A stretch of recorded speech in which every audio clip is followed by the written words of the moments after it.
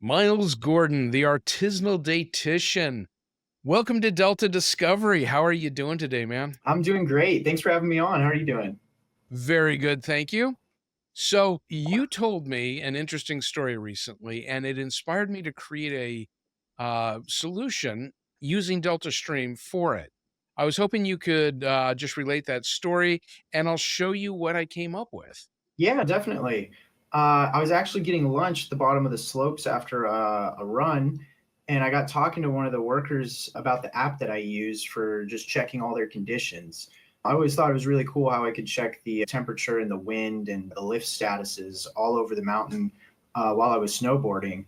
I was just super curious about it and how it works. So I asked him, and he said there's these sensors all over the mountain that gauge the wind, the moisture, temperature, the mechanical issues with the lifts, and a lot more, honestly.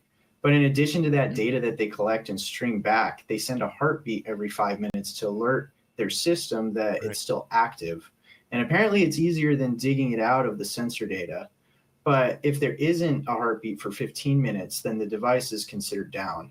It's easy enough to see if some time got missed, but the hard part is telling when a device stops sending a heartbeat entirely. So that's kind of what I was, wanting to explore.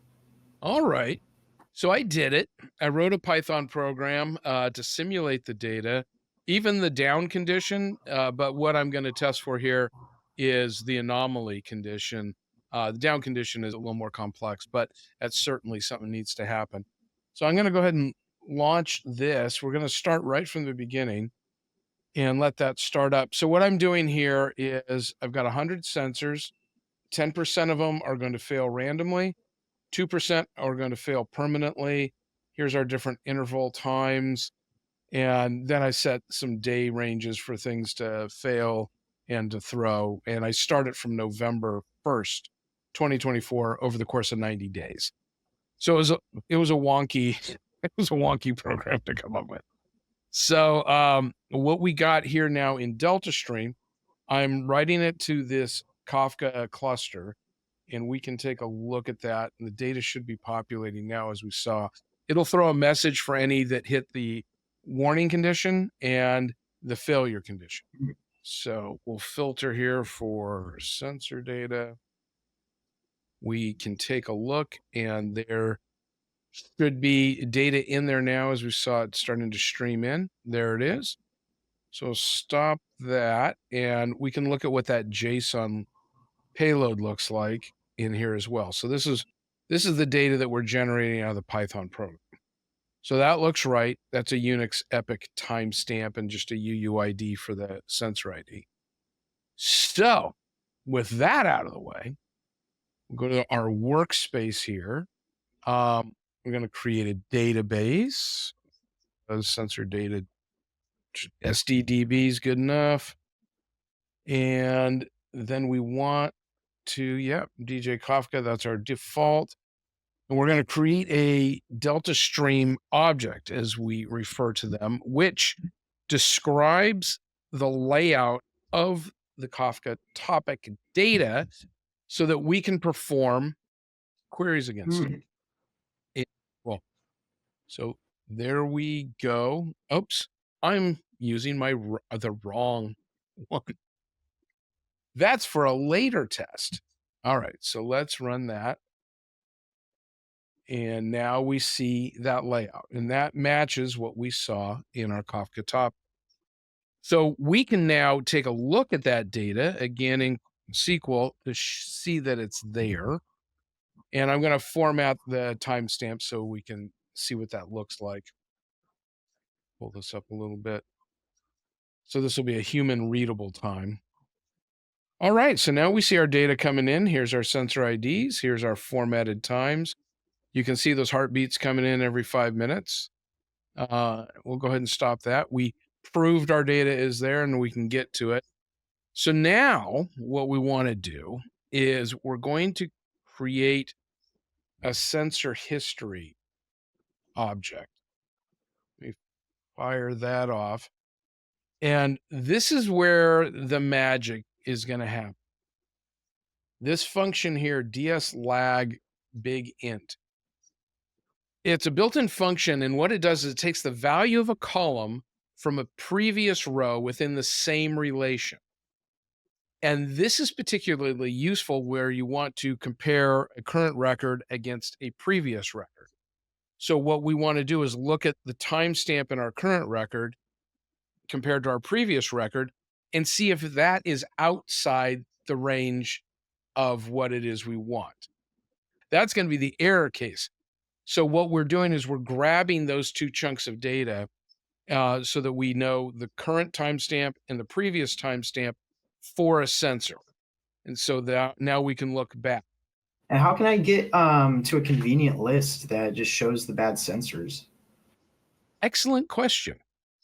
I solved for that already. Now, here's the thing. We're going to create another Kafka topic of this data. The thing you would want to do is feed this into maybe Iceberg or Snowflake or ClickHouse or something. You could use Grafana then and have like a real-time dashboard that's showing you anomalies in real time, because some of these anomalies could be problematic, right? So let me go ahead and run this. Here's the secret here. We are looking for anything where the timestamp isn't null. So like the first record we get isn't a previous. So that'll end up with a null condition. And then this is converting to minutes. So anything that does have a timestamp between the two that's over 15 minutes will be written into our bad history. So that's happening right now.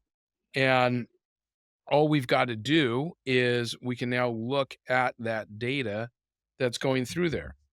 So like I said, you could be feeding this to something like ClickHouse that's populating Grafana or what have you. Let's run this.